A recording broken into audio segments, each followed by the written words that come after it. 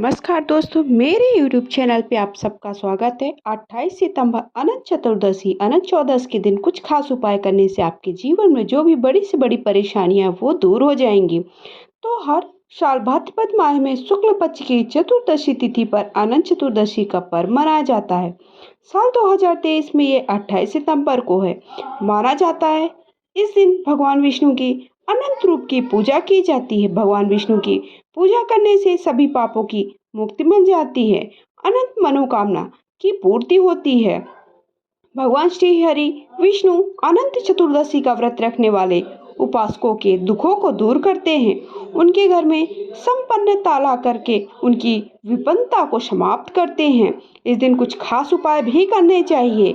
ऐसे उपाय करने से आपको अनंत गुना लाभ की प्राप्ति होती है। सबसे पहले अनंत चौदस का ये जो धागा होता है, अगर आप इसे 14 साल तक इसी तरह बांधते रहते हैं और हर साल अगर आप इसे बांधते हैं तो आपके जीवन में जो भी कष्ट होते हैं, जो भी परेशानियां होती हैं, कोई भी बड़े से बड़ी बीमारी होगी वो दूर हो जाती है। इसके बाद यदि आप बहुत बड़ी मुसीबतों से छुटकारा चाहते हैं कि आपके जीवन में बहुत सारी मुसीबतें चल रही हैं, तो अनंत चतुर्दशी के दिन आपको क्या करना है, 14 लौंग वाला हुआ लड्डू सत्यनारायण भगवान को चढ़ाना है।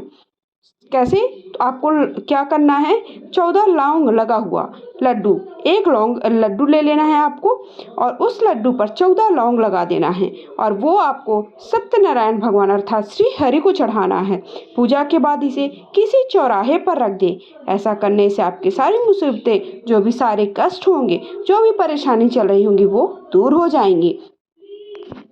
चतुर्दशी के दिन कलाई पर 14 गांठ वाला रेशमी धागा, जो कि आप बाजार पर जाओगे और अगर आप कहोगे कि अनंत चतुर्दशी का अनंत सुख देने वाला जो अनंत का धागा है वो दे दीजिए, तो आपको आसानी से प्राप्त हो जाएगा। तो वो रेशमी धागा घर के जितने भी सदस्य हैं सभी को सबसे पहले उसका पूजन कर दीजिए, श्री हरि को समर्पित करिए, विधि विधान से उसका पूजन करिए। इस धागे को अनंत सूत्र भी कहा जाता है। विधिवत पूजा करने के बाद इसे कलाई पर बांध लेने से आत्मविश्वास में वृद्धि होती है और सभी कष्टों से मुक्ति मिलती है। घर का जो भी सदस्य बहुत ज़्यादा बीमार रहता है उसे इस धागे को जरूर हाथ पर बांधना चाहिए। अगर वो पुरुष है तो उसे दाएं हाथ में बांधना है और जो अगर स्त्री है तो उसे बाएं हाथ में बांधना है। तो इस तरह से इस धागे को बांधने से सारे कष्टों से, जो भी कष्ट है, दुख है और अगर कोई बड़ी बीमारी चल रही है तो उससे आपको परेशानी से निजात अवश्य मिलेगा। तो वो धागा आपको बाजार से ला करके इस दिन पूजन करके हाथ पर जरूर बांधना है। अगला उपाय है, अनंत चतुर्दशी के दिन सत्यनारायण भगवान की पूजा करनी चाहिए अर्थात श्री हरि की पूजा करनी चाहिए। साथ ही कलश पर 14 जायफल रखें। कलश पर आपको क्या रखना है, आपको जो कलश स्थापित करना है उस पर जायफल, जो कि आपको किसी भी पंसारी की दुकान पर मिल जाएगा, 14 जायफल रखें। पूजा समाप्त होने के बाद इन जायफलों को बहते हुए जल में प्रवाहित कर दें। ऐसा करने से अगर कोई बड़ा से बड़ा पुराना विवाद है, पुरानी लड़ाई है, पुरानी झगड़ा चल रहा है, वो आपका खत्म हो जाएगा। तो आपको क्या करना है, कलश पर 14 जायफल रख देना है। उसे अगले दिन उसको क्या करना है, पूजा जैसे समाप्त हो जाएगी तो जल में प्रवाहित कर देना है। उपाय है, यदि आपके परिवार का कोई सदस्य किसी पुरानी बीमारी से ग्रसित है, आपने सब जगह दिखा दिया, उसमें कोई आराम नहीं मिल रहा, बहुत सारी दवा कराई, बहुत आपने इलाज कराया, लेकिन अगर वो व्यक्ति ठीक होने का नाम नहीं ले रहा है तो अनंत चतुर्दशी बहुत ही खास समय है। बिल्कुल भी आपको इस मौके को नहीं छोड़ना है।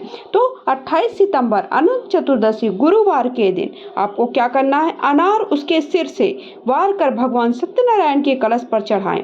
आपको उसके ऊपर से अनार को घुमा देना है क्लॉकवाइज, ठीक है, और ऐसा करके भगवान सत्यनारायण के कलश पर चढ़ा दीजिए। फिर इसे किसी गाय को खिला देना है। वो जो अनार है उसे क्या करना है, आपको गाय को खिला देना। ऐसे करने से जो भी पुराना से पुराना रोग है वो जल्दी ठीक हो जाएगा। उस रोग में आपको जल्दी ही आराम मिलेगा, रोग से आपको छुटकारा मिलेगा। तो अनार को आपको क्या करना है, जो भी व्यक्ति बीमार है उसके ऊपर से क्लॉकवाइज घुमा करके कलश पर रख दीजिए। पूजा होने के बाद गाय को खिला दीजिए।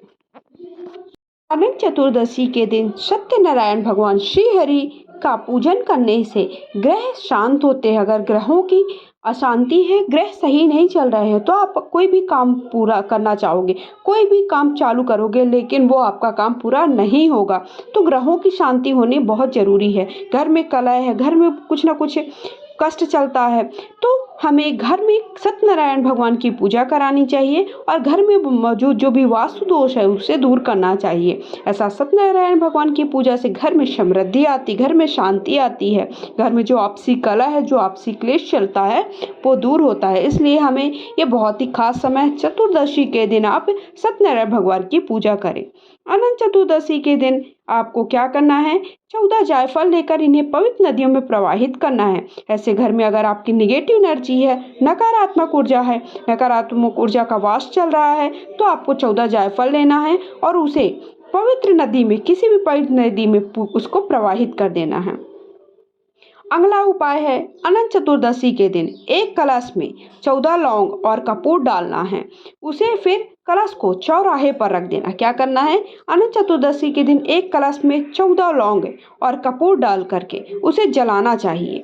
पहले क्या करना है, लौंग रख दीजिए 14 और कपूर ले लीजिए, फिर उसे जला दीजिए। फिर इस कलश को चौराहे पर, जहाँ 4 रास्ता है वहाँ पर कहीं पे भी सुनसान जगह पर रख दीजिए। ऐसा करने से घर में लगी हुई बुरी नज़र जल्दी ही आपकी उतर जाएगी।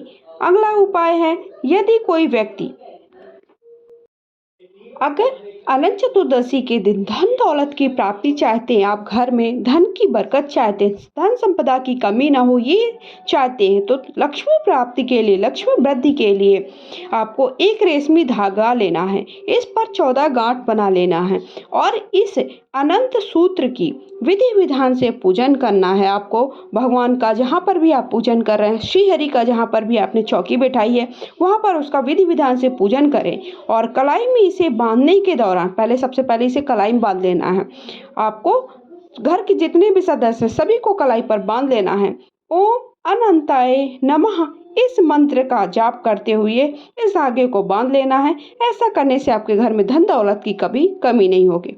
अगर आप सबको वीडियो पसंद आया है तो वीडियो को लाइक शेयर करें। चैनल पे पहली बार है तो सब्सक्राइब करें।